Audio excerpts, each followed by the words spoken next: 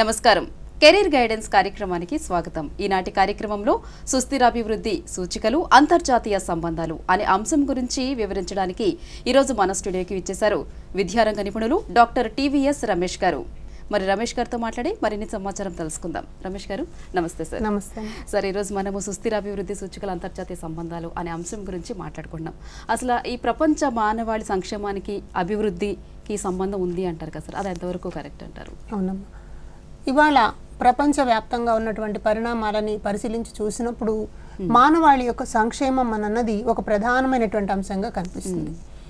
అంటే ప్రపంచవ్యాప్తంగా ఉన్నటువంటి మానవాళంతా కూడా ఇవాళ మన గ్లోబ్ మీద, అంటే భూగోళం మీద దాదాపు 804 కోట్ల పైచిలుకు జనాభా నివసిస్తూ ఉన్నారు. భారతదేశం లాంటి దేశాన్ని చూసినట్లయితే 142 కోట్ల జనాభాతో మనం ముందు స్థానంలో ఉన్నాం. చైనా మన వెనక స్థానంలో కనిపిస్తోంది. అంటే ఇలా చాలా పెద్ద ఎత్తున జనాభా ఉన్నటువంటి దేశాలు మొదలుకుని మొనాకో లాంటి చిన్న దేశాలు, వాటికన్ సిటీ లాంటి ఇంకా వేలల్లో జనాభా ఉండేటువంటి దేశాల వరకు ప్రతి దేశం కూడా ఆ దేశంలో ఉన్నటువంటి మానవాళి అంతా సుఖ సంతోషాలతో జీవించాలి అని చెప్పి కోరుకుంటూ ఉంటుంది. కాబట్టి ఇలా నడవాలి అని అంటే మానవాళి సంక్షేమాన్ని ఆశించటము, మనుషులకు ఉన్నటువంటి హక్కులను పరిరక్షించటము, మనుషులకు కావలసినటువంటి ప్రధానమైన అంశాలు మనం 2-3 చెప్పుకుంటాం. వాటిల్లో ఉండడానికి నివాసం ఒకటి ఉండాలి, అలాగే తగిన ఆహారం ఉండాలి, విద్యా వసతి సౌకర్యాలు, ఆరోగ్యము, ఈ 4 ప్రధానమైనటువంటి అంశాలుగా చెప్తాం. కాబట్టి మానవాళి యొక్క సంక్షేమాన్ని మనం పరిశీలించి చూసినప్పుడు ఈ సౌకర్యాలని అందజేయాలి అని అంటే కొంత అభివృద్ధి కూడా జరగాల్సినటువంటి అవసరం ఉంది. ఒకవేళ మనిషి ప్రకృతిలో భాగంగా ఉన్నప్పటికీ కూడా మానవ పరిణామ క్రమాన్ని మనం చూసినప్పుడు మనిషి ప్రకృతిని పరిశీలించి ప్రకృతిలో ఉన్నటువంటి వనరులను తన ఉపాధి కోసం, తన జీవనోపాధి కోసం, తన బ్రతుకు తెరువు కోసం వినియోగించుకోవడం అన్నది కనిపిస్తుంది. కాబట్టి మానవాళి సుఖ సంతోషాలతో జీవించాలి అని అంటే అక్కడ ఉండేటువంటి ప్రకృతి వనరులను సమర్థవంతంగా వినియోగించుకోవడం అన్నది అవసరం. దీనిని మనం అభివృద్ధి అని చెప్పి అంటాం అన్నమాట. కాబట్టి మానవాళి వికాసం అంటే మానవ సంక్షేమం అని చూసినప్పుడు సంక్షేమానికి అభివృద్ధి ఒక తప్పనిసరి అంశంగా కనిపిస్తుంది. ఎక్కడైతే అభివృద్ధి చెందుతున్నటువంటి సన్నివేశాలు ఉంటాయో ఆయా దేశాల్లో ఉండేటువంటి మానవాళి యొక్క జీవన విధానాలు, వాళ్ళ యొక్క జీవన శైలి కొంత ఉన్నత స్థాయిలో ఉన్నట్టు కనిపిస్తుంది. అందుకని మనం గ్లోబ్ మొత్తాన్ని పరిశీలించి చూసినప్పుడు మనకి 2 రకాల విశేషాలు కనిపిస్తాయి. ఒకటేమో అభివృద్ధి చెందినటువంటి ప్రాంతాలు, ఒకటేమో అభివృద్ధి చెందుతూ ఉన్నటువంటి ప్రాంతాలు. ఇవి 2 ప్రపంచంలో మనకు కనిపిస్తున్నటువంటి సందర్భాలు. అందుకని గురజాడ అప్పారావు గారు ఒక మాట అంటారు, దేశం అంటే మట్టి కాదోయ్, దేశం అంటే మనుషులోయ్ అంటారు. అంటే ఒక దేశంలో ఉన్నటువంటి మానవాళి, వాళ్ళ యొక్క అభివృద్ధి, అక్కడ ఉండేటువంటి పాలకులు తీసుకునేటువంటి నిర్ణయాలు, ప్రజా ఉపయోగ కార్యక్రమాలు, వీటి మధ్యన ఒక అవినాభావ సంబంధం కనిపిస్తుంది. అంచేత మానవ సంక్షేమం కోసం అభివృద్ధి అన్నది ఒక తప్పనిసరి అంశంగా ఉంటుంది. కాబట్టి ప్రపంచ మానవాళికి కావలసినటువంటి విద్య, ఆరోగ్యము, జీవనోపాధి, అలాగే ఆవాసానికి సంబంధించినవి, ఈ రకరకాల సౌకర్యాలు కల్పించడానికి ఆయా ప్రభుత్వాలు తమ వంతు కృషి చేస్తూ ఉంటాయి. అయితే ప్రపంచవ్యాప్తంగా ఉన్నటువంటి పరిణామాలను మనం గమనించి చూసినప్పుడు కొన్ని దేశాల్లో కొంతమంది వ్యక్తులు అక్కడ ఉండేటువంటి వనరుల మీద ఆధిపత్యం చెలాయించడానికి ప్రయత్నం చేస్తారు. అదేవిధంగా మహాత్మా గాంధీ ఒక మాట చెప్తారు, ఈ ప్రకృతిలో ఉండేటువంటి వనరులన్నీ కూడా మానవుల అవసరాలను తీర్చుకోవడానికి ఉద్దేశింపబడ్డాయి తప్పక మానవుల యొక్క దురాశను తీర్చుకోవడానికి కాదు అని అంటారనమాట. అంటే ఇవి natural resources are just for human need, not for greed అంటారు మహాత్మా గాంధీ. కాబట్టి ఇలా ఉన్నటువంటి వనరులని సమర్థవంతంగా మనం ఎలా ఉపయోగించుకుంటామో దానిని బట్టి ఆ దేశంలో ఉన్నటువంటి మానవాళి అభివృద్ధి చెందడం అన్నది కనిపిస్తుంది. కాబట్టి మానవ సంక్షేమం అన్నది, అభివృద్ధి అన్నది ఒకదాని మీద ఒకటి ఆధారపడినటువంటి అంశాలుగా మనం పరిగణించాలి. కాబట్టి అభివృద్ధి చెందుతున్నటువంటి దేశాలలో మానవుల యొక్క జీవన విధానం సుఖవంతంగా ఉంటుంది అనడానికి కారణం అక్కడ అభివృద్ధి ఒక ధనాత్మక దృక్పథంలో ముందుకు వెళ్తూ కనిపించడం అన్నమాట. అలాగే అభివృద్ధి చెందుతూ ఉన్న దేశాలు, ఇంకా అభివృద్ధికి ఆమడ దూరంలో ఉండేటువంటి దేశాల్లో ప్రజల జీవన విధానాలు, ప్రజలకు సంబంధించినటువంటి సౌకర్యాలు చాలా తక్కువగా ఉండడానికి కారణం అక్కడ అభివృద్ధి వేగాన్ని పుంజుకోకపోవడం అన్నది మనం గమనించాల్సిన అంశం.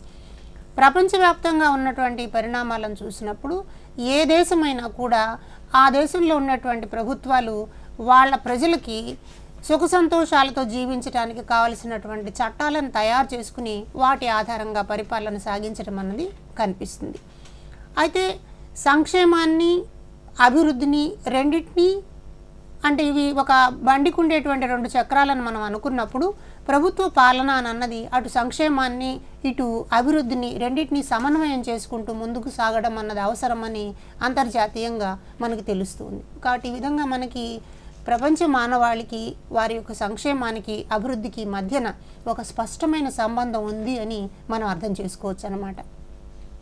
అయితే రమేష్ గారు చెప్పండి, ఈ ఎస్డిజి అంటే ఏంటి సార్? ఎస్డిజి అంటే సస్టైనబుల్ డెవలప్మెంట్ గోల్ అంటాం అనమాట. దీన్నే సుస్థిర అభివృద్ధి సూచిక అని చెప్పి చెప్తాం మనం. ఇవాళ రెండో ప్రపంచ యుద్ధం తర్వాత ప్రధానంగా ప్రపంచవ్యాప్తంగా వచ్చినటువంటి మార్పులను మనం పరిశీలించి చూసినట్లయితే రెండు ప్రధానమైన అంశాలు కనిపిస్తాయి. ఒకటి, మానవ సంక్షేమం కోసం చేసేటువంటి ప్రయత్నంలో ఒక దేశం మరొక దేశం మీద దాడి చేసినటువంటి యుద్ధాల వల్ల వచ్చేటువంటి విపత్తులే కాకుండా ప్రకృతి వైపరీత్యాల వంటి సందర్భాల్లో కూడా చాలా ప్రజలు సమస్యలు ఎదుర్కోవడం అన్నది మనకు కనిపిస్తుంది. అయితే ప్రపంచ మానవాళికి అందరికీ ఉండేటువంటి సమస్యలు ఒకే రకంగా ఉన్నాయి అని చెప్పి గమనించడం వల్ల ఇక్కడ రెండో ప్రపంచ యుద్ధం తర్వాత మనకి వరల్డ్ హెల్త్ ఆర్గనైజేషను అట్లాగే యునైటెడ్ నేషన్ ఆర్గనైజేషన్ అనేటువంటి సంస్థలు ఏర్పడ్డాయి.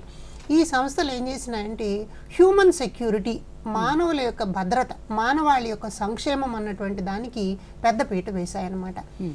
ఈ సందర్భంలో మనం పరిణామ క్రమాన్ని గమనించుకుంటూ వచ్చినట్లయితే 1970వ సంవత్సరంలో కోకయాక్ డిక్లరేషన్ అని ఒక డిక్లరేషన్ జరిగిందనమాట. దీనిలో ప్రపంచంలో ఉండేటువంటి మనుషులందరికీ కావలసిన సౌకర్యాలను ఎలా మనం ఏర్పాటు చేయాలన్నటువంటి చర్చ మొదటిసారిగా ఆలోచనలోకి వచ్చింది. అట్లాగే 1972లో స్టాక్ హోమ్ డిక్లరేషన్ అన్నది కూడా ఉందన్నమాట. ఈ స్టాక్ హోమ్ డిక్లరేషన్ యొక్క ప్రధానమైనటువంటి ఉద్దేశం ఏమిటి అని అంటే, ఒక దేశంలో వనరులు ఉంటాయి, కొన్ని దేశాల్లో అలాంటి వనరులు లభ్యం కావు. ఒక దేశంలో చాలా సౌకర్యమైనటువంటి జీవన విధానం ఉంటుంది, మరో దేశంలో ప్రజలు అష్టకష్టాలు పడుతూ ఉంటారు. కాబట్టి స్టాక్ హోమ్ డిక్లరేషన్ ఏం చెప్తోంది అని అంటే, ఈ దేశాల మధ్య ఒక సమన్వయాన్ని ఏర్పరచుకోవాల్సినటువంటి అవసరం ఉంది అన్నటువంటి ప్రతిపాదన స్టాక్ హోమ్ డిక్లరేషన్లో మనకు కనిపించింది. అట్లాగే మనం గమనించినప్పుడు 1987 సంవత్సరంలో నార్వే అధ్యక్షుడు బర్ట్లాండ్, ఆయన బర్ట్లాండ్ నివేదిక అని కూడా దాన్ని చెప్తారు. ఈ బర్ట్లాండ్ నివేదికలో మనకి ప్రధానంగా కనిపిస్తున్నటువంటి అంశం ఏమిటి అంటే, ప్రపంచం అంతా కూడా అవర్ కామన్ ఫ్యూచర్ అంటాడనమాట ఆయన. ఈ బర్ట్లాండ్ నివేదికలో అవర్ కామన్ ఫ్యూచర్, మన ప్రపంచ మానవాళి అందరి కూడా ఒక లక్ష్యాన్ని పెట్టుకుని అందరి సంక్షేమం కోసం మనం పనిచేయాలన్నటువంటిది కనిపిస్తుంది. ఈ బర్ట్లాండ్ నివేదికలో కూడా ఒక దేశం మరొక దేశానికి వివిధ సందర్భాల్లో సహాయ సహకారాలు అందించుకోవడం ద్వారా అందరం అభివృద్ధి చెందడానికి అవకాశం వస్తుంది అన్నటువంటి ప్రతిపాదన మనకు అక్కడ కనిపిస్తుంది. ఆ తర్వాత మనం గమనించి చూస్తే 1992లో ఇది చాలా ప్రధానమైనటువంటి మార్పు అన్నమాట. దీన్ని రియో సదస్సు అంటాం, రియోలో జరిగింది. ఈ సదస్సులో కూడా ప్రపంచ మానవాళి ఎదుర్కొనేటువంటి సమస్యల్ని దృష్టిలో పెట్టుకుని ఈ సమస్యలు ఏమేమి ఉన్నాయన్న దాన్ని వాళ్ళు ఒక జాబితాలాగా తయారు చేశారు. వీటిలో ప్రధానంగా కనిపించింది ఏమిటంటే ఆకలి, హంగర్, పేదరికం. ఈ పేదరికం అన్నటువంటిది మిగిలిన అన్ని సమస్యలకు కారణమని రియో సదస్సులో ఒక తీర్మానం చేశారు. పేదరికం వల్ల అనారోగ్యం కలుగుతుంది, పేదరికం వల్ల అభివృద్ధి చెందడానికి అవకాశం ఉండదు, పేదరికం వల్ల తలసరి ఆదాయం లేనటువంటి పరిస్థితి వస్తుంది, పేదరికం వల్ల విద్యా అవకాశాలు పొందడానికి అవకాశం లేకుండా పోతుంది. కాబట్టి ఈ పేదరికాన్ని మనం ఎలాగైనా సరే ప్రపంచవ్యాప్తంగా ఉన్నటువంటి ప్రజల నుంచి తొలగించి వాళ్ళకి సహాయం అందించాలన్నటువంటి అభిప్రాయం రియో సదస్సులో మొదలైందనమాట. ఆ తర్వాత 2000 సంవత్సరంలో ఒక పెద్ద ప్రతిపాదన ప్రపంచవ్యాప్తంగా ఉన్న దేశాలన్నీ కలిసి తీసుకున్నాయి. దాన్ని మనం మిలీనియం డెవలప్మెంట్ గోల్స్ అంటాం అనమాట. ఈ 2000 సంవత్సరంలో తీసుకున్నటువంటి మిలీనియం డెవలప్మెంట్ గోల్స్ ఏమి నిర్ధారించారంటే, 2015 సంవత్సరం నాటికి ప్రపంచంలో ఉన్నటువంటి దేశాలన్నిటి మధ్యన కూడా ఒక సంబంధాన్ని ఏర్పరచుకుని తద్వారా ప్రపంచ మానవాళి యొక్క భద్రత అని ఇంతకుముందు మనం అనుకున్నాం, హ్యూమన్ సెక్యూరిటీ అని అనుకున్నామే, దానిని సాధించడానికి ప్రయత్నం చేయాలి అన్నటువంటి ప్రతిపాదన మనకి మిలీనియం డెవలప్మెంట్ గోల్స్లో వచ్చింది. వీళ్ళు ఒక 5-6 అంశాలకి ప్రాధాన్యతనిచ్చారు. వాళ్ళు మొట్టమొదటి అంశం ఏమన్నారంటే ఫ్రీడమ్ అన్నారన్నమాట. అంటే మనిషి జన్మతః స్వేచ్ఛాజీవి కాబట్టి ప్రతి దేశంలో ఉన్నటువంటి ప్రజలు కూడా స్వేచ్ఛగా నివసించాలి. అందుకని అప్పటి నుంచి ప్రజాస్వామ్య భావాలు ప్రపంచవ్యాప్తంగా విస్తృతమై కనిపిస్తాయి మనకి.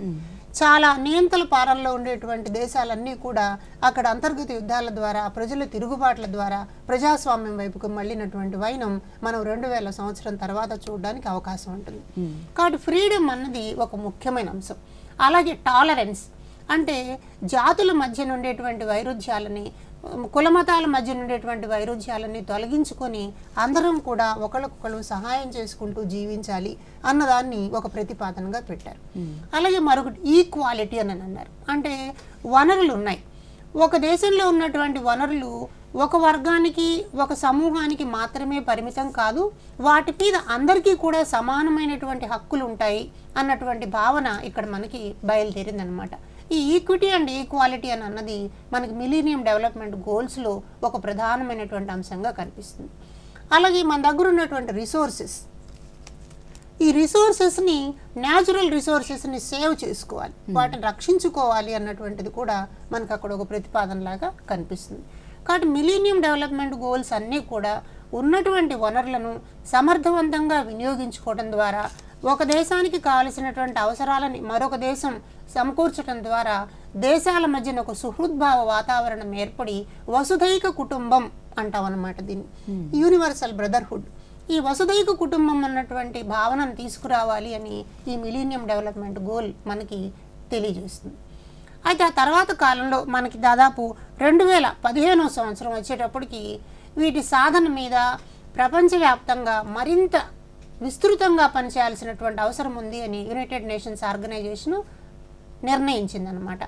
అందువల్ల 2015 సంవత్సరంలో వచ్చినటువంటి మరొక అతి ముఖ్యమైనటువంటి తీర్మానాన్ని సస్టైనబుల్ డెవలప్మెంట్ గోల్ అంటారనమాట. దీన్ని SDG అని పిలుస్తారు.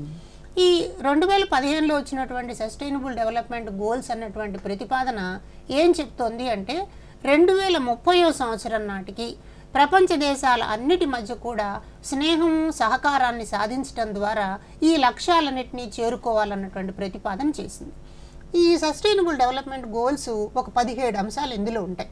వాటిల్లో ప్రధానంగా మనం చూసినట్లయితే మొట్టమొదటి మనకి పావర్టీ, నో పావర్టీ అంటారనమాట. అలాగే జీరో హంగర్, ఆకలి లేకుండా చూడడం అన్నది. అలాగే హెల్త్ అండ్ వెల్ బీయింగ్ అని అన్నది. క్వాలిటీ ఎడ్యుకేషన్ ఏర్పాటు చేయడం అని అన్నది. తర్వాత జెండర్ ఈక్విటీకి సంబంధించినటువంటి అంశాలు. అలాగే క్లైమాటిక్ కండిషన్స్లో వస్తున్నటువంటి మార్పులని, ఈ క్లైమేట్ చేంజ్లో వస్తున్నటువంటి మార్పులను ఎలా మనం ప్రొటెక్ట్ చేసుకోవాలన్నటువంటి అంశాలు. అట్లాగే ఇండస్ట్రీ, ఇన్ఫ్రాస్ట్రక్చర్ అన్నటువంటి దాన్ని ఏర్పాటు చేసే సందర్భాల్లో ఎలా జాగ్రత్తగా ఉండాలి. తర్వాత జెండర్ డిస్పారిటీస్ మనకు కనిపిస్తాయి. ఈ జెండర్ని సమానత్వంతో చూసేటువంటి అవకాశాలు. అలాగే ఎకనామికల్ డెవలప్మెంట్ అని అన్నది ఎలా సాధించాలి అన్నది మనకు ఒక గోల్గా పెట్టుకున్నాం. అట్లాగే లైఫ్ ఆన్ ల్యాండ్, నేల మీద ఉండేటువంటి జీవజాలం అంతటిని, జంతుజాలాన్ని కాపాడుకోవడం. అలాగే లైఫ్ ఇన్ వాటర్, నీళ్ళలో ఉండేటువంటివి కూడా, ఎందుకంటే ఇది టోటల్ ఒక ఎకో సిస్టమ్ అనమాట. ఈ ఎకో సిస్టంలో ఏ ఒక్కటి ఇంబ్యాలెన్స్ అయినా కూడా ఎంటైర్ సిస్టమ్ కొలాప్స్ అవడానికి అవకాశం ఉంది. ఇట్లా మన వాళ్ళు ఏం చేశారు అని అంటే సస్టైనబుల్ డెవలప్మెంట్ గోల్స్ ఏర్పాటు చేసుకున్నారు. వీటిలో మరొక ముఖ్యమైనటువంటి గోల్ ఏంటంటే శాంతి స్థాపన, పీస్ అన్నది. ఇది మోస్ట్ ఇంపార్టెంట్ గోల్గా SDGలలో పేర్కొంటారనమాట. అంటే ప్రపంచం అంతా కూడా శాంతివంతంగా ఉండాలి అని అన్నది ఇక్కడ ప్రధానమైనటువంటి. అందుకే మన వాళ్ళు ఒక మాట చెప్తారు, సర్వేషాం స్వస్తిర్భవతు, సర్వేషాం శాంతిర్భవతు అంటారు. అంటే ఈ ప్రపంచం అంతా కూడా సుఖశాంతులతో ఉండాలి అని అన్నది భారతీయ ఆధ్యాత్మిక కాలం యొక్క ఆలోచనగా మనకు కనిపిస్తూ ఉంటుంది. అట్లాగే మరొక ప్రధానమైనటువంటి గోల్ ఏమి ఏర్పాటు చేసుకున్నారంటే పార్ట్నర్షిప్ అంటారు. అంటే ప్రపంచ దేశాలు రకరకాలైనటువంటి దేశాలు ఉన్నప్పటికీ కూడా ఈ SDG గోల్స్ సాధనలో వాళ్ళ యొక్క భాగస్వామ్యం ఏముందో దానిని సమర్థవంతంగా నిర్వహించాలి అన్నది సస్టైనబుల్ డెవలప్మెంట్ గోల్స్లో ఒక ముఖ్యమైన అంశంగా మనకు కనిపిస్తుంది. ఇలా మనకి 17 రకాల గోల్స్ని ఏర్పాటు చేశారు. ఇవన్నీ కూడా 2030 సంవత్సరం నాటికి సాధించాలి అన్నది మన ముందు ఉండేటువంటి లక్ష్యం. అయితే ఇలా మనం ఏ గోల్ని తీసుకున్నా కూడా ఇందులో మనకేం కనిపిస్తుంది అంటే 8 నుంచి 12 టార్గెట్స్ ఉంటాయి ఒక్కొక్క గోల్కి కూడా. ఒక గోల్లో ఒక 8 నుంచి 12 లక్ష్యాలు పెట్టుకుని ఉంటారు. అట్లాగే ప్రతి టార్గెట్లో కూడా 1 నుంచి 4 ఇండికేటర్స్ ఉంటాయి. ఈ ఇండికేటర్ ద్వారా ఆ గోల్ సాధించబడినది అని చెప్పి మనం నిర్ధారించడానికి అవకాశం ఉంటుందన్నమాట. వీటిలో మనం ఇంప్లిమెంటేషన్ టార్గెట్స్ అని, అవుట్కమ్ టార్గెట్స్ అని ఇట్లా విభజించుకున్నటువంటి వైనం కూడా కనిపిస్తుంది.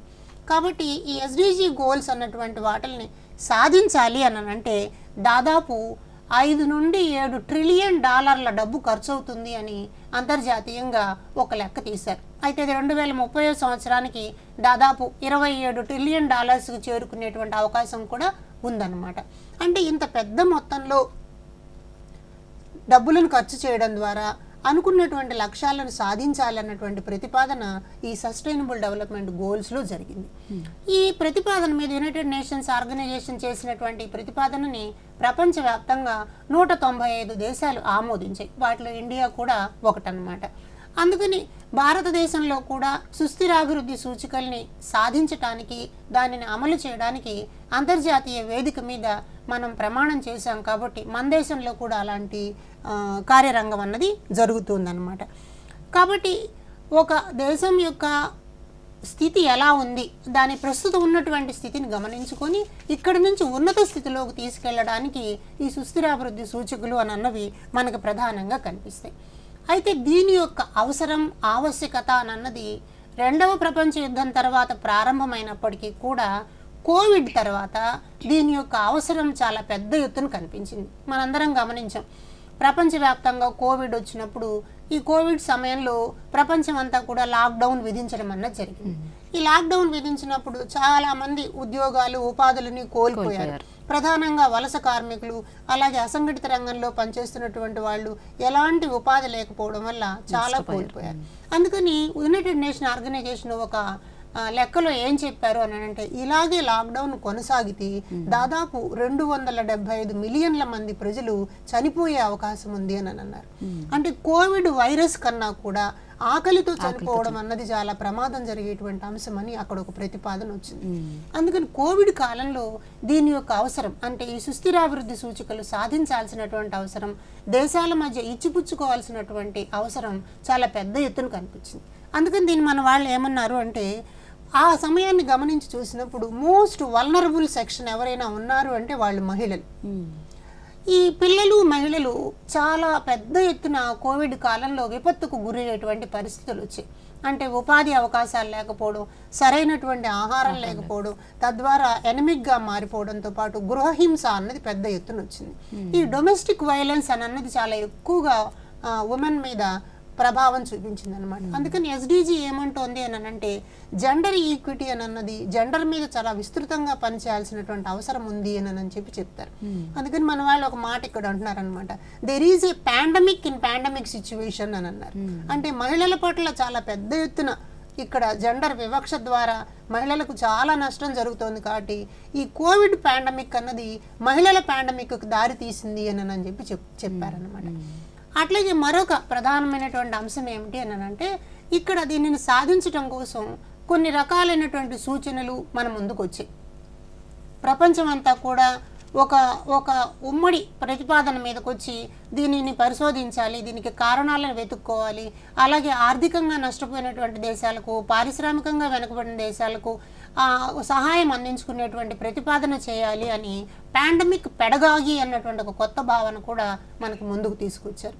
కాబట్టి ఇవన్నీ మనం పరిశీలించి చూసినప్పుడు ఈ మిలీనియం డెవలప్మెంట్ గోల్స్ సాధన తర్వాత మనకి తయారైనటువంటి సస్టైనబుల్ డెవలప్మెంట్ గోల్స్ అనేవి ఏవే ఉన్నాయో వీటిని సాధించడం కోసం ప్రపంచమంతా కూడా కలిసికట్టుగా పనిచేయాల్సినటువంటి అవసరం ఉన్నది అని ఇక్కడ కనిపిస్తుంది. అయితే ఇది ఎవరి వల్ల సాధ్యమవుతుంది అంటే, ఒక వ్యక్తితో సాధ్యమవుతుందా, ఒక ప్రభుత్వంతో సాధ్యమవుతుందా అని చూసినప్పుడు దీనిలో రకరకాలైనటువంటి సంస్థలు పార్టిసిపేట్ చేయాల్సినటువంటి అవసరం కనిపిస్తుంది. అంటే ప్రపంచ మానవాళి యొక్క సంక్షేమం కోసం కృషి చేయాలి అని అంటే రకరకాల సంస్థలు ఇందులో ఉండాలి.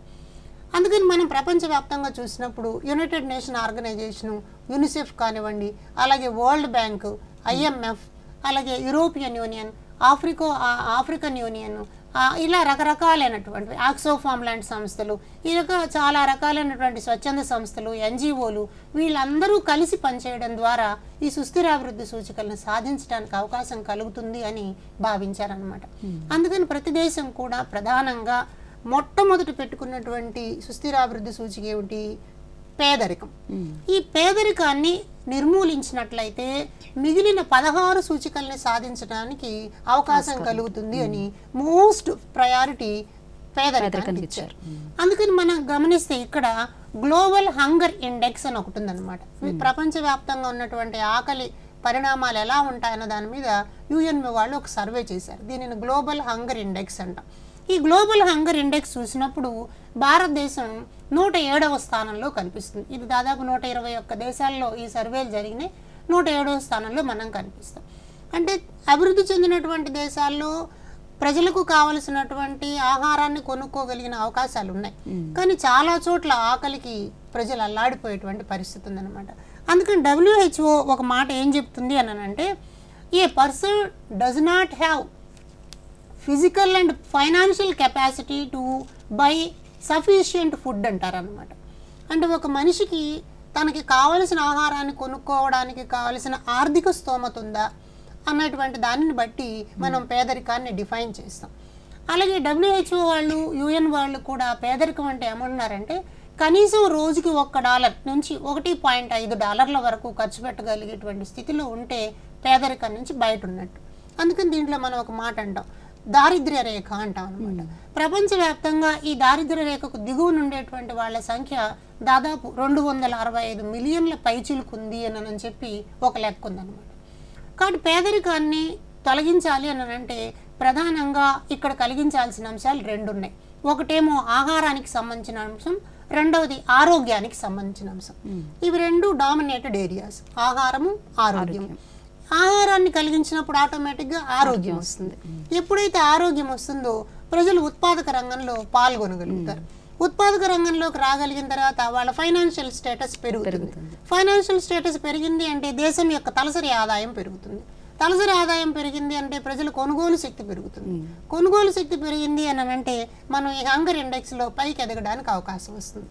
కాబట్టి ఇవన్నీ ఒకదానికి ఒకటి సంబంధం కలిగినటువంటి అంశాలుగా గమనించి మనకి సస్టైనబుల్ డెవలప్మెంట్ గోల్స్ అన్నటువంటి సాధించడానికి ఒక ప్రయత్నం అనేది జరుగుతోందన్నమాట. Sir, okay sir. అయితే ఈ సుస్థిర అభివృద్ధి సూచికల సాధనలో ఈ అంతర్జాతీయ సంబంధాలు అన్నవి ఎలా తోడ్పడతాయి సార్? మంచి ప్రశ్న అమ్మా. సుస్థిరాభివృద్ధి సూచికల్ని సాధించాలి అని అనుకున్నప్పుడు అది ఏ ఒక్క దేశం కూడా తనకై తానే సాధించడానికి అవకాశం లేదన్నమాట. ఉదాహరణకి భారతదేశాన్ని తీసుకున్నా అనుకోండి. భారతదేశం తీసుకున్నప్పుడు క్లైమేట్ చేంజ్ ఉంది, పర్యావరణంలో వస్తున్నటువంటి మార్పులు, ఓజోన్ పొరకు ఏర్పడుతున్నటువంటి రంధ్రాలు, భూగోళం యొక్క ఉష్ణోగ్రత పెరగడం, సముద్రాల యొక్క మట్టాలు పెరగడం, ఇలాంటి పరిణామాలు ఉన్నప్పుడు వాటిని కేవలం భారతదేశం ఒక్కటే సాధించడానికి అవకాశం లేదు. కాబట్టి ప్రపంచ దేశాల మధ్య అంతా కూడా ఒక అవగాహన కలగడం అన్నది అవసరం. కాబట్టి సుస్థిరాభివృద్ధి సూచికలకి అంతర్జాతీయ సంబంధాలకి మధ్యన ఒక ప్రత్యేకమైనటువంటి బాండ్ ఏర్పరచుకోవాల్సినటువంటి అవసరం కనిపిస్తుంది. అందుకని UN సెక్రటరీ జనరల్ ఆంటోనియో గ్యూటెరస్ ఒక మాట అంటారు, సుస్థిరాభివృద్ధిని సాధించాలి అని అంటే ప్రజల మధ్య ఒక సుహృద్భావ వాతావరణాన్ని ఏర్పరచాలి అని అంటే ప్రభుత్వాలు ముందుకు రావాలి అని అంటారు. కాబట్టి అభివృద్ధి చెందినటువంటి దేశాలు నాయకత్వం వహించి పేదరికంలో ఉండేటువంటి దేశాలకి సహకారం అందించడం ద్వారా అక్కడ కావలసినటువంటి విద్యాపరమైనటువంటి అవకాశాలని, ఉపాధిపరమైనటువంటి అవకాశాలను కల్పించడానికి ప్రోత్సహించడం ద్వారా మనం ప్రపంచ దేశాల మధ్యన ఒక సంబంధాన్ని సాధించడానికి అవకాశం ఉంటుంది అని చెప్పి పేర్కొంటున్నారు. ఇక్కడ మనకి సస్టైనబుల్ డెవలప్మెంట్ గోల్స్లో ఒక గోల్, మనకి 17th గోల్ ఒకటి కనిపిస్తుంది. దాన్ని రీవైటలైజేషన్ ఆఫ్ గ్లోబల్ పార్ట్నర్షిప్ అంటారు. ఈ గ్లోబల్ పార్ట్నర్షిప్ అనే పదంలోనే కనిపిస్తుంది. అంటే ప్రపంచం అంతా కూడా తమ తమ పాత్రను నిర్వర్తించేటువంటి ప్రయత్నం చేయాలి. ఇందాక మనం ఒక మాట అనుకున్నాం, ప్రపంచవ్యాప్తంగా ఉండేటువంటి హంగర్ ఇండెక్స్ అని. ఈ హంగర్ ఇండెక్స్ని తగ్గించాలి అని అంటే కొన్ని దేశాలు నిరంతరం కరువుతో అల్లాడుతూ ఉంటాయి. ఉదాహరణకి సోమాలియాను చూసాం అనుకోండి, ఆకలి కేకలు పెద్ద ఎత్తున కనిపిస్తాయి. అలా మన దేశాన్ని చూసినా కూడా కొన్ని ప్రాంతాల్లో కరువుతో తాండవించేటువంటి ప్రదేశాలు కొన్ని ఉన్నాయి. కొన్ని చోట్ల ఆహార ఉత్పత్తులు పెద్ద ఎత్తున పెరుగుతాయి. అందుకని ప్రభుత్వం ఏం చేస్తుంది, దేశంలో ఉండే ప్రజలందరికీ కూడా ఆహారాన్ని అందించడం కోసం ప్రత్యేకమైన చట్టాలను తీసుకొస్తుంది. మన దేశంలో అయితే ఆహార భద్రత చట్టం అని ఒకటి ఉందన్నమాట. దానిని పోషణ అభియాన్ అన్న పేరుతో పిల్లలకు కూడా ఆహారాన్ని అందించేటువంటి ప్రయత్నం చేస్తారు. అలాగే అన్నపూర్ణ పథకం అని ఒకటి ఉంది. అలాగే రకరకాల కేంద్ర ప్రభుత్వం అయితే దాదాపు 135 రకాల పథకాల ద్వారా ప్రజలందరికీ సంక్షేమం కోసం రకరకాల కార్యక్రమాలను తీసుకొస్తుంది. ఆరోగ్యం కోసం కార్యక్రమాలు, విద్యాపరమైనటువంటి కార్యక్రమాలు, ఉపాధి కల్పించేటువంటి కార్యక్రమాలు, కరువులు ఇలాంటివి వచ్చినప్పుడు సహకారం అందించే కార్యక్రమాలు, రైతులకు ఆధునిక వ్యవసాయ పరికరాలను ఉపయోగించుకుని వ్యవసాయం చేయడానికి పనికొచ్చే కార్యక్రమాలు, ఇట్లా వివిధ రకాల పథకాలను ప్రవేశపెట్టడం ద్వారా మనం సుస్థిరాభివృద్ధిని సాధించడానికి ఎట్లయితే ప్రయత్నం చేస్తున్నామో దీనికి కావలసినటువంటి సాంకేతికతని, దీనికి కావలసినటువంటి ప్రయోగాలని, దీనికి కావలసినటువంటి కెపాసిటీ డెవలప్మెంట్ అంటాం అనమాట. ఆ శిక్షణల్ని ఒక దేశం మరొక దేశానికి అందించడం ద్వారా మాత్రమే సుస్థిరాభివృద్ధిని సాధించడానికి వీలవుతుందన్నారు. కాబట్టి ఎస్డిజి గోల్స్ సాధించాలి అంటే తప్పనిసరిగా అంతర్జాతీయ సంబంధాలు సమిష్టిగా కలిసి పనిచేయాల్సినటువంటి అవసరం కనిపిస్తుంది. కాబట్టి ఇక్కడ వనరులు అనన్నా ఉన్నాయి మన దగ్గర. ఉన్నటువంటి వనరులని అవసరం మేరకు అవసరమైనటువంటి సందర్భాల్లో వాడుకోవడంలో ఒక విజ్ఞత, విచక్షణ అన్నది అవసరం అవుతుంది. అయితే పారిశ్రామిక విప్లవం వచ్చిన తర్వాత వనరుల దోపిడీ అన్నది కూడా పెద్ద ఎత్తున జరుగుతుంది. ఉదాహరణకి ఆయిల్ ఉంది. ఆయిల్ కొన్ని దేశాల్లో లభిస్తుంది.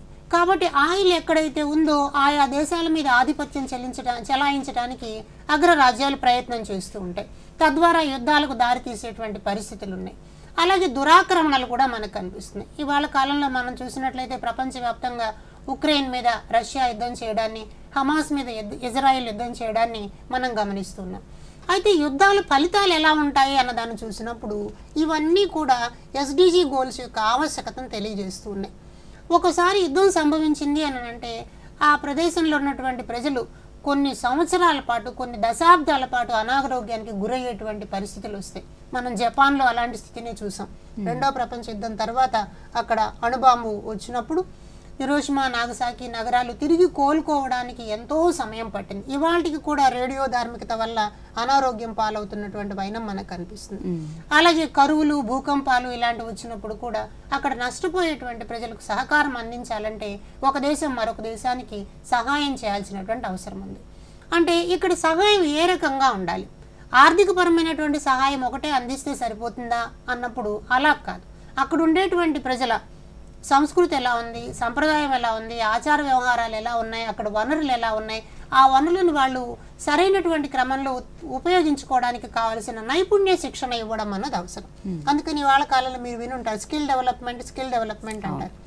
ఎక్కడైతే నైపుణ్యాలను అభివృద్ధి చేయడానికి సహకారం అందించడం జరుగుతుందో అక్కడ వాళ్ళు వేగంగా జీవనోపాధిని పెంపొందించుకోవడానికి, తద్వారా సుస్థిరాభివృద్ధి సూచికల్లో మొదటి 2 అంశాలని, హంగర్ని అలాగే ఇక్కడ పేదరికాన్ని తొలగించడానికి అవకాశం వస్తుంది.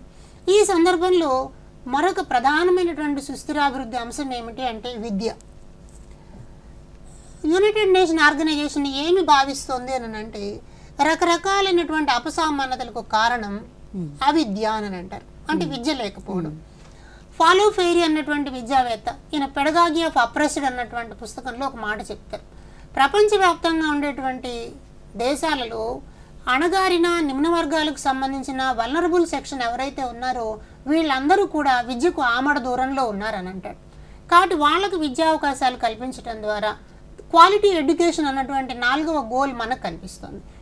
అలాగే ఈక్విటీ అన్నటువంటిది కనిపిస్తుంది. అందరికీ కూడా సమానమైన విద్యా అవకాశాలు అందాలి. డబ్బున్న వాడికి ఒక రకమైన విద్య, పేదవాడికి ఒక రకమైన విద్య కాకుండా అందరికీ సమానమైనటువంటి విద్యా అవకాశాలు అందాలి అని అంటే అక్కడ ఉన్నటువంటి వనరుల ఆధారంగా ఈ పంపిణీ అన్నది జరగాలి. ఆ విద్య ద్వారా ప్రజలు చైతన్యవంతులు అవుతారు. చైతన్యవంతులైనప్పుడు ఈ లక్ష్యాల సాధన అన్నది తేలికవుతుంది అని ఫాలో ఫెయిరీ సిద్ధాంతంలో మనకు కనిపిస్తుంది.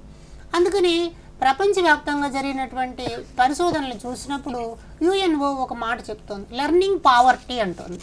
ఇందాక పావర్టీ అంటే పేదరికం అనే మనం అనుకున్నాం, కానీ లెర్నింగ్ లో కూడా పావర్టీ ఉంది. ఈ లెర్నింగ్ పావర్టీని ఎరాడికేట్ చేయడం ద్వారా, సరైనటువంటి విద్యావకాశాలు కల్పించడం ద్వారా సరైన ఉపాధులు ఎంచుకోవడానికి అవకాశం వస్తుంది. విద్య ద్వారా వచ్చేటువంటి విజ్ఞత ప్రకృతి వనరులను సమర్థవంతంగా పరిరక్షించుకునేటువంటి అవగాహన కల్పించడానికి అవకాశం వస్తుంది. ఇందాక మనం పేదరికాన్ని తొలగిస్తే మిగిలిన 16 లక్ష్యాలను సాధించవచ్చని ఎలా అనుకున్నామో, అంతర్జాతీయంగా ఏర్పడినటువంటి అవగాహన ప్రకారం ఆయా దేశాల్లో విద్యారంగాన్ని అభివృద్ధి చేయడం ద్వారా, ప్రజలందరూ చదువుకునేటట్టుగా మార్చడం ద్వారా, వాళ్ళకి కలిగేటువంటి అవగాహన ద్వారా మనం దేశాన్ని అభివృద్ధి చేసుకోవడానికి అవకాశం ఉంటుంది అని ఈ అంతర్జాతీయ భావన మనకు తెలియజేస్తుంది. కాబట్టి ఈ అంతర్జాతీయంగా ఉండేటువంటి సంబంధాలని పటిష్టపరుచుకోవడం ద్వారా లక్ష్యాలను సాధించడానికి అవకాశం వస్తుంది. ఇంచేది మనం రకరకాలైనటువంటి సదస్సుల నిర్వహణలు మీరు వినుంటారు. ఉదాహరణకి ఈ మధ్య కాలంలో జరిగినటువంటి బ్రిక్స్ సదస్సు అన్నది, మన దేశంలో G20 అన్న ఒక సదస్సు కూడా జరిగింది. అంటే ఆ రంగంలో ఉండేటువంటి దేశాలన్నీ కూడా ఒక ఒప్పందాన్ని చేసుకుంటాయి. అది విద్యాపరమైనటువంటి ఇచ్చిపుచ్చుకోవడాలు కావచ్చు, అలాగే అగ్రికల్చర్కి సంబంధించినటువంటివి, లేకపోతే దేశ సంరక్షణకు సంబంధించినటువంటివి, పరిశ్రమల స్థాపనకు సంబంధించినటువంటివి, ప్రజలను చైతన్యవంతం చేయడానికి పనికొచ్చేటువంటి కార్యక్రమాలు, ఇలా దేశాల మధ్య ఒక సంబంధాలను ఏర్పరచుకోవడానికి అవకాశం వస్తుంది. అలాగే మరో కొన్ని రకాల ఒప్పందాలు కూడా మనం చూస్తుంటాం అనమాట. ఉదాహరణకి ఆసియా పసిఫిక్ దేశాల మధ్య జరిగేటువంటి సంబంధాలు, యూరోపియన్ యూనియన్లో జరిగినటువంటి చర్చలు, అలాగే కోప్ 28 అని దుబాయ్లో ఒక సదస్సు జరిగింది. దీన్ని పర్యావరణ సదస్సు అంటాం. ఇలాంటి సదస్సుల ద్వారా ప్రపంచంలో ఉన్నటువంటి దేశాలన్నీ ఒక దగ్గరకు వచ్చి కూర్చుని సమస్య ఏముంది, ఈ సమస్యను పరిష్కరించడానికి మనం ఎలా ప్రయత్నం చేయాలన్నటువంటి చర్చ చేసి తద్వారా కొన్ని ఆచరణాత్మకమైనటువంటి కార్యక్రమాలని ముందుకు తీసుకెళ్ళడానికి ప్రయత్నం చేస్తారు. అలాగే యుద్ధాల నివారణ కోసం కూడా కొన్ని జరుగుతూ ఉంటాయి. అంటే ఫర్ ఎగ్జాంపుల్ ఇంతకుముందు మనకి అణ్వస్త్రాల ప్రమాదం పొంచి ఉన్నది అని చెప్పి ఒక ఒప్పందం జరిగింది. దాన్ని కాంప్రహెన్సివ్ టెస్ట్ బ్యాన్ ట్రీటీ అంటారు, CTBT ఒప్పందం అంటారు అనమాట. ఏ దేశం కూడా ఇతర దేశాల సభ్య దేశాల అనుమతి లేకుండా ఈ ఆయుధాల పరీక్షలు చేయడం అన్నది జరగకూడదు అంటారు. ఎందుకంటే మనందరికీ తెలుసు అణ్వాయుధాల ప్రయోగం జరిగితే ఎంత విపత్తు సంభవిస్తుంది అన్నది. కాబట్టి యుద్ధానికి దారితీయని పరిస్థితులు ఉండాలి. అలాగే దేశం తన సార్వభౌమత్వాన్ని కాపాడుకునేటట్లు ఉండాలి. ఒకవేళ ఏదైనా యుద్ధం సంభవిస్తే తన ప్రజలను రక్షించుకునేదానికి అవకాశాలను తెలుసుకుని మాత్రమే ఉండాలి. కానీ యుద్ధాలకు తెగబడకుండా ఉండడం అన్నది ఇక్కడ అంతర్జాతీయంగా ఉండేటువంటి ఒక ఒడంబడికలో మనకు కనిపిస్తుంది. అట్లాగే మనం ప్రపంచవ్యాప్తంగా ఒకళ్ళతో ఒకళ్ళు కలిసి పనిచేయాల్సినటువంటి సంబంధానికి రకరకాల సంస్థలు పనిచేస్తాయని ఇందాక మనం అనుకున్నాం. అంటే UNO కానివ్వండి, లేకపోతే యునెస్కో, యునిసెఫ్ లాంటివి, ఇలా రకరకాల సంస్థలు, IMF కానీ, WTO, యూరోపియన్ యూనియన్, ఇట్లా రకరకాల సంస్థలన్నీ వచ్చి ఒక వేదిక మీద పనిచేయాల్సినటువంటి అవసరం ఉంది. అందుకే మీరు ఈ మధ్య కాలంలో వినుంటారు ప్రపంచ బ్యాంకు ఒప్పందాలు అని చెప్పని. అంటే ఆయా దేశాలకు కావలసినటువంటి అభివృద్ధి కోసం ప్రపంచ బ్యాంకు కొంత ఆర్థిక సహాయాన్ని అందిస్తుంది. తద్వారా అక్కడ పరిశ్రమలను ఏర్పాటు చేసుకుని ప్రజలకు ఉపాధి అవకాశాలు కల్పించడానికి అవకాశం ఏర్పడుతుంది అన్నమాట. అయితే ఇప్పుడు ఈ లక్ష్య సాధన అని అన్నది ఒక ఇంట్లో నలుగురు అన్నదమ్ములు ఉంటే వాళ్ళు కలిసి పనిచేయడమే కష్టంగా ఉంటుంది. అలాంటిది ప్రపంచ దేశాలన్నీ కలిసి పనిచేయాలి అని అన్నప్పుడు రకరకాల ఆటంకాలు మనకు కనిపిస్తాయి. ఈ ఆటంకాలను మనం గమనించి చూసినట్లయితే లక్ష్యాలు 17 మనం చెప్పాం, కానీ ఏ దేశానికి వాళ్ళ ప్రాధాన్యతలు వేరే ఉంటాయి. పక్క దేశానికి ఇచ్చేటువంటి అవకాశం వచ్చినప్పుడు ఏదో కొంతవరకు మాత్రమే స్పందించడం అని అన్నది ఒక ఆటంకంగా మనకు కనిపిస్తుంది. అట్లాగే జియో పొలిటికల్ రైవలరీ అంటాం అనమాట. అంటే దేశాలు సరిహద్దుల మధ్య వచ్చేటువంటి ఇబ్బందులు మనం చాలా స్పష్టంగా వాటిని గమనిస్తూ ఉంటాం. ఉదాహరణకి మన రాష్ట్రం మన పొరుగు రాష్ట్రాలతో నీటి ఒప్పందాల మీద గొడవలు జరుగుతూ ఉంటాయి. కావేరీ నది జలాల మధ్యన కర్ణాటకకు తమిళనాడుకు మధ్యన గొడవలు జరుగుతుంటాయి. కృష్ణా జలాల మధ్య తెలంగాణకు కర్ణాటకకు ఆంధ్రాకు మధ్యన గొడవలు జరుగుతుంటాయి.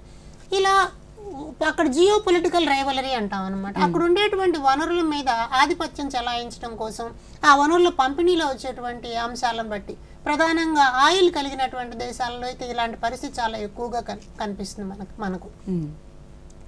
అట్లాగే ఇంకొకటి అటానమీ అంటాం అనమాట. అంటే ఎవరికి వాళ్ళు వాళ్ళ దేశం, మేము స్వతంత్రంగా ఉన్నాం కదా, ఈ పనిని మేమే చేసుకుంటాం, ఇక్కడ వేరే వాళ్ళ చోటు అవకాశం లేదు అన్నటువంటి ఒక అటానమీ భావన కూడా ఇక్కడ ఒక ఆటంకంగా మనకు కనిపిస్తుంది.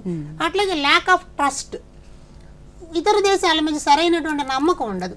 ఒప్పందం అయితే చేసుకుంటారు. ఉదాహరణకి కర్బన ఉద్గారాలు అని ఒకటి ఉంటుంది అనమాట. ఈ గ్లోబల్ వార్మింగ్కి దారి తీసేటువంటి కర్బన ఉద్గారాలని మేము 1% తగ్గించాలి, 2% తగ్గించాలి అని ఒక ఒప్పందం చేసుకుంటారు సదస్సులు.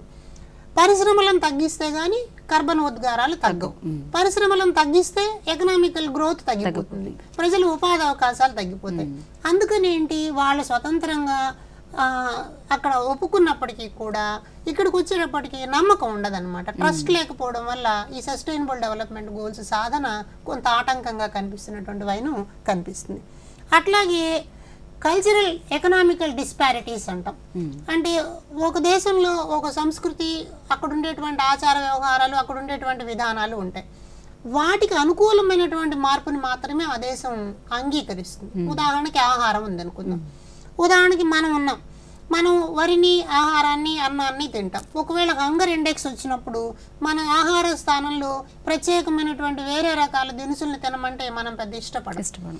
అలాగే మనకున్నటువంటి వాటిని కొరత ఉన్నటువంటి దేశానికి పంపడానికి కూడా పెద్దగా ఇష్టపడం అనమాట. ఈ కల్చరల్ ఇష్యూస్ చాలా ఉంటాయి. అన్నిటికంటే ప్రధానంగా ఈ లక్ష్య సాధనలో కనిపించేటువంటి ఒక సమస్య ఏమిటంటే డెఫిసిట్ ఆఫ్ లీడర్షిప్ అంటాం. అంటే సరైనటువంటి నాయకుడు ఒకడు ఉండాలి, ప్రపంచానికి ఒక పెద్దన్న ఉండాలి.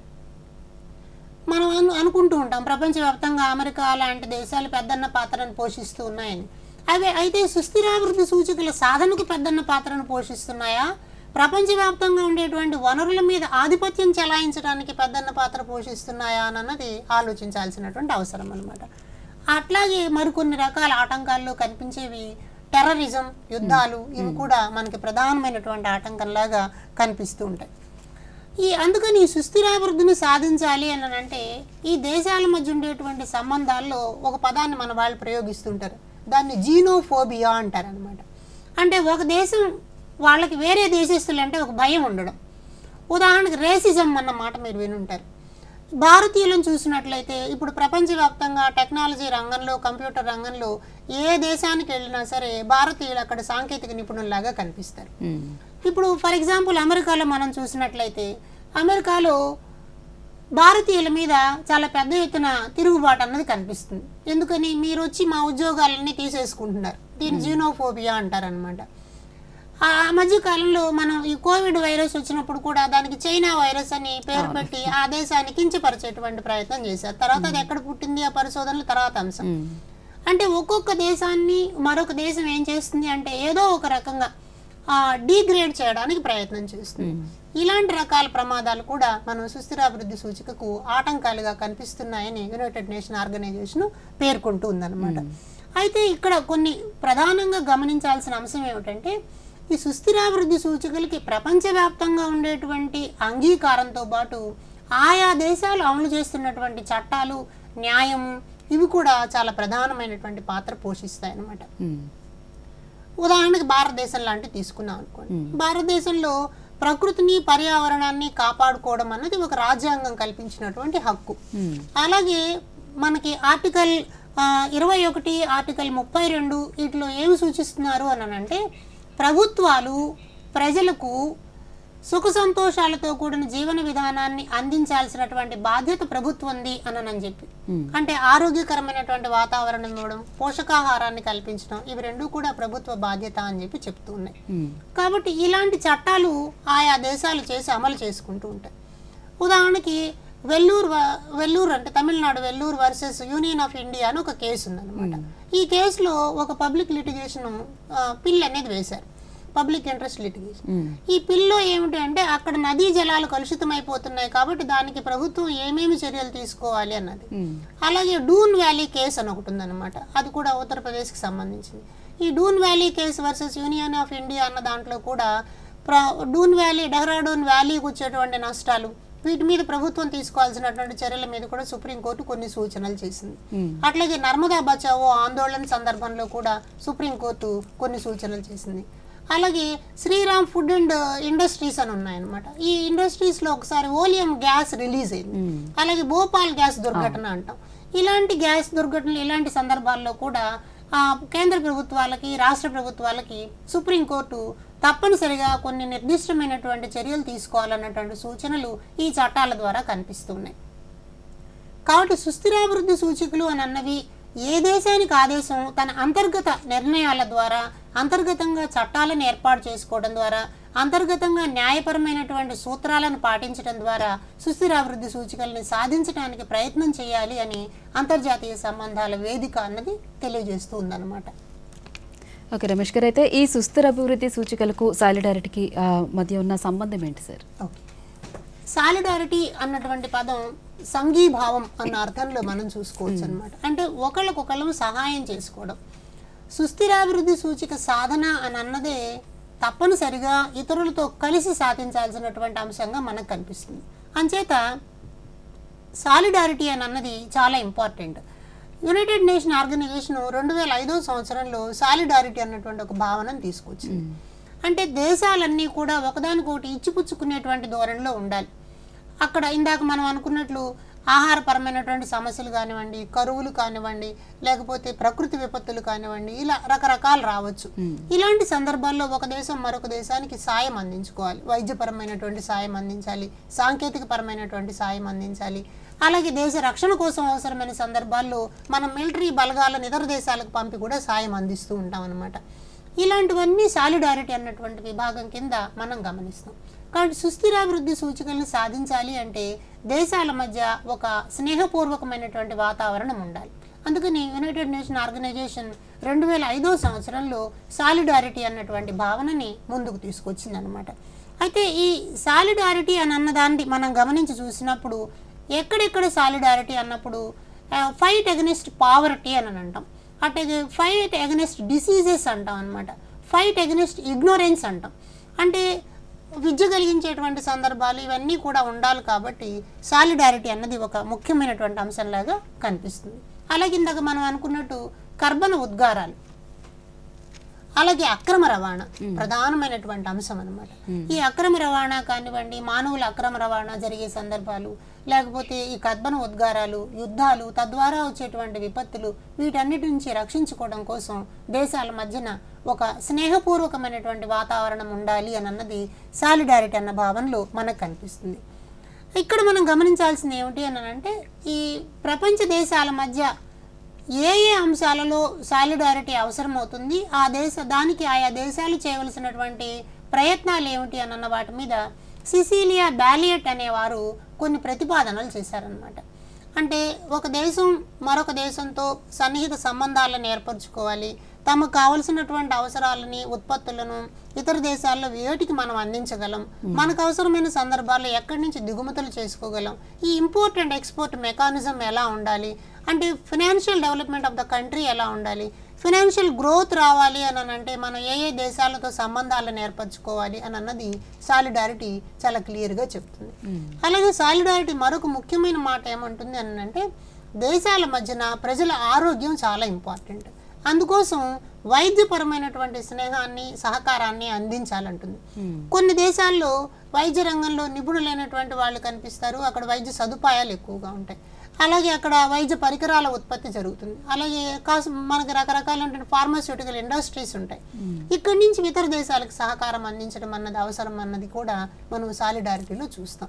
కాబట్టి సాలిడారిటీ అని అన్నది సుస్థిరాభివృద్ధి లక్ష్యాల సాధనకు ప్రపంచ దేశాలన్నీ కూడా ఒకళ్ళకొకళ్ళు చెయ్యందించుకుంటూ చేయాల్సినటువంటి విధానంగా మనం అర్థం చేసుకోవాలి. సార్, అయితే ఈ మానవ హక్కుల కోసం ఈ ఎస్డిజి అన్నది ఎలా తోడ్పడుతుంది సార్? ఇవి రెండు కూడా పరస్పరం సంబంధం కలిగినటువంటి అంశాలు. అంటే నిజానికి మానవ హక్కులు అన్నటువంటి భావనను మనం చూసినట్లయితే ఇది కూడా యునైటెడ్ నేషన్ ఆర్గనైజేషన్ ఏం చేసిందంటే ఒక చట్టాన్ని తీసుకొచ్చిందనమాట. దాన్ని universal declaration of human rights అంటారు. ఈ universal declaration of human rights అని అన్నది మనకి 1948లోనే యునైటెడ్ నేషన్ జనరల్ అసెంబ్లీ ప్రతిపాదన చేసిందనమాట. ఇది దాదాపు ఒక 30 ఆర్టికల్స్ ఇందులో ఉంటాయి. ప్రపంచవ్యాప్తంగా 500 భాషల్లోకి అనువాదించబడినటువంటి గ్రంథంగా దీన్ని పేర్కొంటారు. అంటే మానవ హక్కుల యొక్క ప్రాధాన్యత ఎంత అన్న మనం అక్కడ చూడాలి. సుస్థిరాభివృద్ధి సూచికలు మనం ఇందాక 17 ఉంటాయి అనుకున్నాం. ఈ 17 కూడా మానవుల యొక్క అసలు సిసలైనటువంటి హక్కులు. అంటే పేదరికం నుంచి రక్షింపబడాలి, సరైనటువంటి ఆహారాన్ని పొందాలి, సరైనటువంటి విద్యావకాశాలను పొందాలి, ప్రకృతి నుంచి, పర్యావరణం నుంచి వచ్చేటువంటి విపత్తుల నుంచి కాపాడేలాగా ఉండాలి, ఎలాంటి అసమానతలకు తావులేనటువంటి, వివక్షతలకు తావులేనటువంటి సమాజంలో ప్రజలు స్వేచ్ఛగా జీవించేటువంటి అవకాశం ఉండాలి. వీటన్నిటిని కూడా మనం మానవ హక్కులు అంటాం. కాబట్టి ఈ హ్యూమన్ రైట్స్ అని అన్నవి ఏవైతే మనం పేర్కొంటూ ఉన్నామో ఆ హ్యూమన్ రైట్స్ సాధించడం అన్నది ఎస్డిజి యొక్క లక్ష్యంగా మనకు కనిపిస్తుంది. కాబట్టి మానవ హక్కుల యొక్క ప్రాధాన్యత అని అన్నది ప్రతి దేశము గుర్తుపట్టాలి, మానవ హక్కులని ఆయా దేశాల యొక్క చట్టాలలో భాగస్వామ్యం చేసుకోవాలి అని చెప్పి సూచించారు. అందుకని భారత రాజ్యాంగ నిర్మాత మహానుభావుడు అంబేద్కర్ గారు ఏం చేశారంటే మానవ హక్కుల పరిరక్షణే రాజ్యాంగం యొక్క పరిరక్షణ అని అంటారనమాట. కాబట్టి భారత రాజ్యాంగం ద్వారా భారతదేశంలో ప్రజలందరికీ కూడా సమానమైనటువంటి అవకాశాలు రావడం అన్నది ఇక్కడ మనకుంది. కాబట్టి ఇలా ఉదాత్తమైనటువంటి రాజ్యాంగం ఉన్నటువంటి దేశాల ద్వారా మానవ హక్కుల పరిరక్షణ అన్నది జరుగుతూ ఉంటుంది. అయితే కొన్ని సందర్భాల్లో మనం చూసినట్లయితే ఒక్కొక్కసారి అంటే కలోనియలిజం అంటాం అనమాట. అంటే వలసవాదం పెద్ద ఎత్తున ఉన్నప్పుడు, పారిశ్రామిక విప్లవం తర్వాత పరిశ్రమల స్థాపన పెద్ద ఎత్తున జరిగినప్పుడు ప్రకృతిలో ఉండేటువంటి వనరులని దోచుకోవడం అన్నది కొన్ని వర్గాలకు ఒక అలవాటుగా మారిపోయింది. తద్వారా అక్కడ ఉండేటువంటి ప్రజలని, అక్కడ ఉండేటువంటి మనుషులని శ్రామికులుగా మార్చి శ్రమశక్తి దోపిడీ కూడా జరుగుతుంది.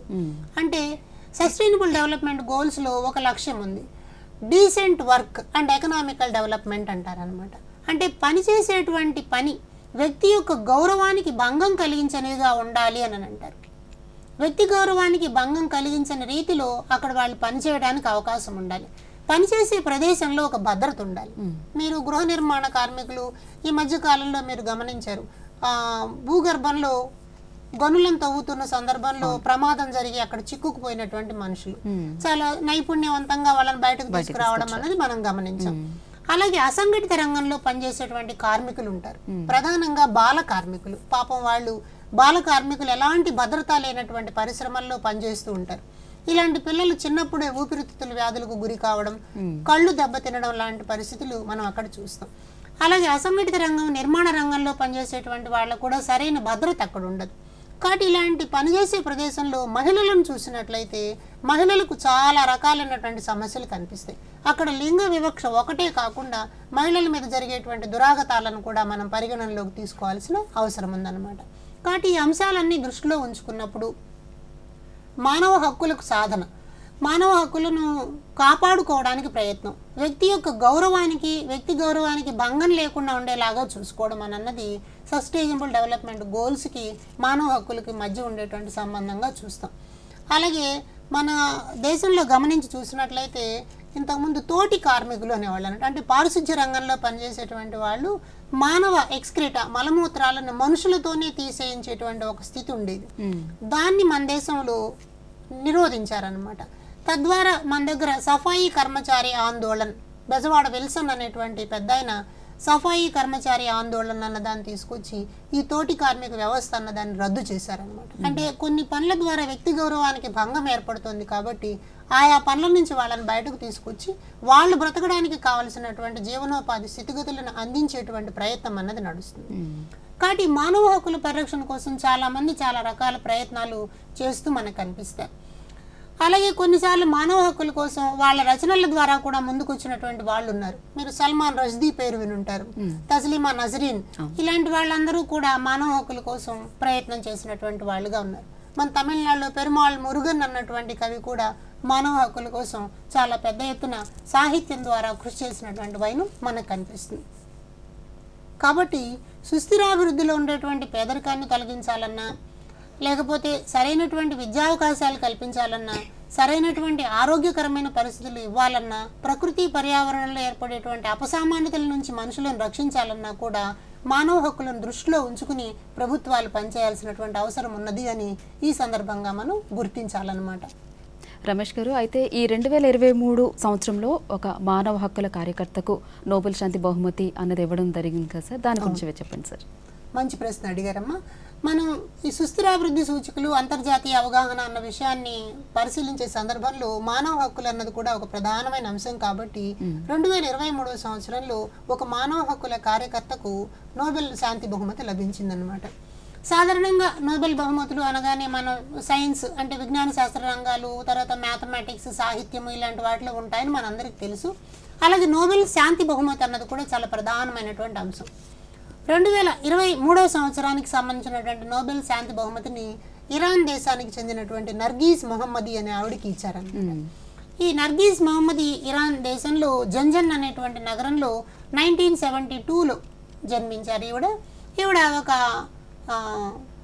పర్వతారోహకురాలుగా పేరుగాంచారు. అయితే ఆమె ఒక మంచి వార్తాపత్రికల్లో పనిచేసినటువంటి పాత్రికేయురాలుగా కూడా చాలా గొప్ప పేరుంది. ఒక ఇంజనీరింగ్ చదివినటువంటి ఆవిడ. ఈవిడ ఇరాన్ దేశంలో ఉన్నటువంటి పరిస్థితులలో ఒక ప్రధానమైనటువంటి అంశం ఏంటంటే సివిల్ డ్రెస్ కోడ్ అని అక్కడ ఒక చట్టం ఉందన్నమాట. ఈ సివిల్ డ్రెస్ కోడ్ అంటే ముస్లిం సంప్రదాయంలో ఉన్నటువంటి బురకా లాంటిది. ఈ డ్రెస్ కోడ్ వీటి మీద చాలా పోరాటాలు జరుగుతూ ఉన్నాయి అక్కడ. అయితే 1979లో అక్కడ ఇస్లామిక్ విప్లవం వచ్చింది. అంతకుముందు కాలంలో అక్కడ రాజు పరిపాలనలో ఉండేది, తర్వాత ఇస్లామిక్ విప్లవం వచ్చింది. ఇస్లామిక్ విప్లవం వచ్చిన తర్వాత రకరకాల చట్టాల అమలులో భాగంగా సివిల్ డ్రెస్ కోడ్ కూడా ఒకటి ఉంది. అయితే అక్కడ మనం గమనించాల్సిన అంశం ఏమిటి అని అంటే, ఈవిడ కన్నా ముందు షరీన్ ఎబాది అని ఒక మహిళ, షరీన్ ఎబాది అన్నటువంటి ఒక మహిళ ఒక సంస్థని ఏర్పాటు చేసింది. దాన్ని మనం ఏమంటామంటే the defenders of human rights అంటారు. ఆ సంస్థ పేరు the defenders of human rights. ఈ డిఫెండర్స్ ఆఫ్ హ్యూమన్ రైట్స్ సంస్థను స్థాపించినటువంటి షరీన్ ఎబాదీకి కూడా నోబెల్ ప్రైజ్ వచ్చింది.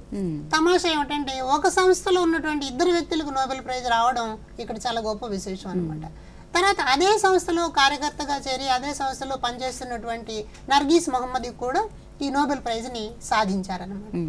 కాబట్టి నోబెల్ ప్రైజ్ సాధించడానికి ఆవిడ దాదాపు 13 సార్లు జైలు శిక్షను అనుభవించారు. ఈ జైలు శిక్షలో ఆవిడ చేసినటువంటి పోరాటం అంతా కనిపిస్తుంది అనమాట. ఈవిడతో పాటు చాలామంది, ఇంకా అమీనా, గాజల్, ఎలాహి ఇట్లాంటి చాలామంది మహిళలు పోరాటాలు చేశారనమాట. అయితే ఇక్కడ ఒక పోలీస్ వ్యవస్థ ఉంది. ఈ పోలీస్ వ్యవస్థ ఏం చేసిందంటే వీళ్ళందరినీ బంధించి ప్రధానంగా కళ్ళు పోయేలాగా జరిగింది అక్కడ. ఈ పోరాటాలలో మహిళలకు చాలామందికి ఎక్కువ మంది కళ్ళు పోయాయి. వాళ్ళు అన్నారు, మా చూపు అయితే పోగొట్టారేమో కానీ మేము అడిగేటువంటి కోరికని, మా యొక్క ఆవేశాన్ని, మా యొక్క ఆవేదనని ప్రపంచం తెలుసుకునేలాగా చేశారు అని చెప్పారనమాట. అయితే ఈ నర్గీస్ మహమ్మదీ వీళ్ళందరికీ నాయకత్వం వహించేటువంటి సందర్భంలో ఒక పుస్తకాన్ని రాశారు. దాని పేరు వైట్ టార్చర్.